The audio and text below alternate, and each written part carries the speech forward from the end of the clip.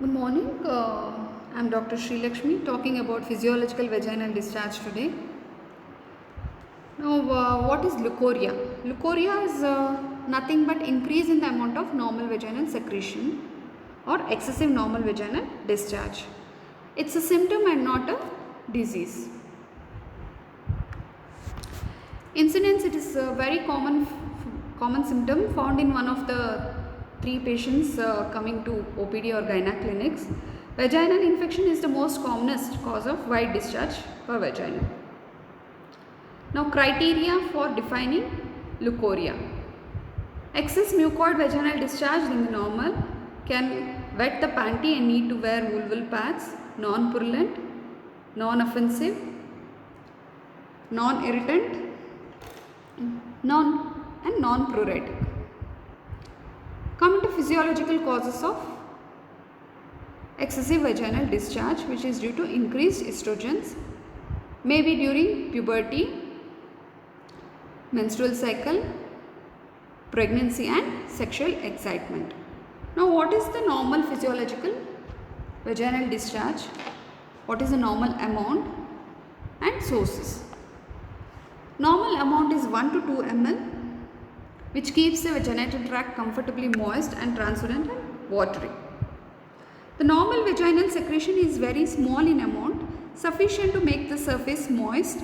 Normally, it may be little excess in mid-menstrual or just prior to menstruation, during pregnancy and during sexual excitement. The secretion is mainly derived from the glands of the cervix, uterus, transudation of the vaginal epithelium and Bartholin's glands. The pH is acidic and varies during different phases of life and menstrual cycle.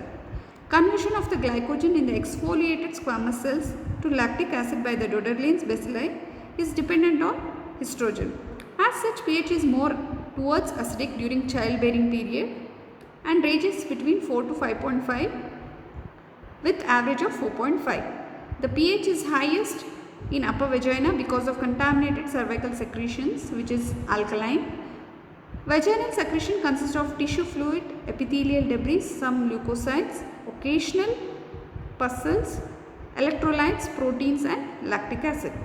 Apart from Doederlein's bacilli, it contains many pathogenic organisms including Clostridium welchii. Glycogen content is highest at the vaginal fornices to the extent of 2.5 to 3 mg% and is lowest in the lower third of vagina, being 0.6 to 0.9 mg%. So, sources are from vulval glands, vaginal epithelial lining, cervix, uterus, fallopian tubes. Secretions are dependent on the ovarian function and sexual stimulation effect. The normal secretion shows increase during newborns, which becomes increase in amount due to maternal estrogenic effect, puberty due to various hormonal effects, premenstrual early ovulation, variation in the ovarian hormonal influence, early pregnancy and during sexual excitement, hormonal increase local blood circulation. So, in detail, physiological excess, the normal secretion is expected to increase in conditions during puberty. Increased levels of endogenous estrogen lead to marked overgrowth of endocervical epithelium, which may encroach onto ectocervix, producing congenital cervical ectopy or erosion, leading to increased cervical secretions. And during menstrual cycles, around ovulation, there is peak rise in estrogen, increasing the secretory activity of the cervical glands.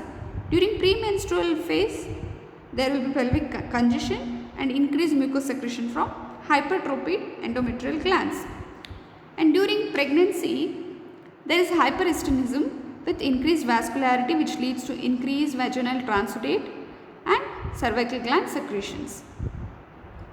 And even during sexual excitement, there is increased secretion from Bartholin glands. There may be some non-infective cervical causes leading to increased secretions or excessive secretions. Such lesions are cervical ectopy, chronic cervicitis, mucosal polyp or ectropion, that is cervical glands exposed to vagina.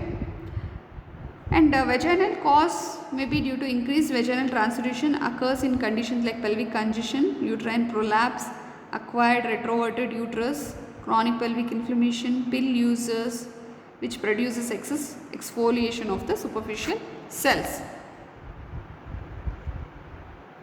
Loss of vaginal defense after 10th day of birth to puberty, which may be due to lack of estrogen, during menstruation, following abortion and childbirth, after menopause, due to lack of estrogen, there is decreased vaginal discharge. So, these are the conditions where the vaginal discharge is decreased. Pathophysiology, as I told you earlier, it's due to increased estrogen, increased activity of the endometrial glands, cervical glands, increased glycogen and shedding of the endometrium epithelium, glycogen conversion to lactic acid leading to acidic vaginal pH. So, this is the normal vaginal white discharge. Normal discharge is 1 to 2 ml per day from the epithelial lining, which is transudent and watery. From vulva, it's from Bartholin glands, sebaceous, sweat glands and apocrine glands, translucent, viscous and mucous.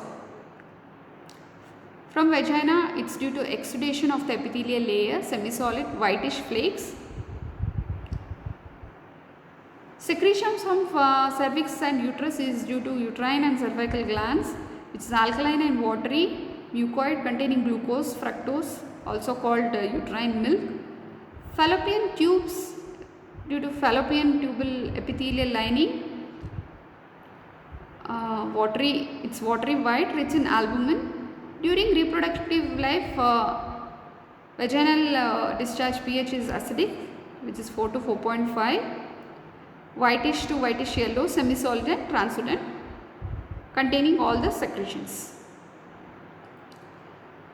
Coming to treatment, the following are the guidelines. The main thing is the improvement of general health. Cervical factors require surgical treatment like electrocautery or cryosurgery, etc. Pelvic lesions producing vaginal leukorrhea requires appropriate therapy for the pathology.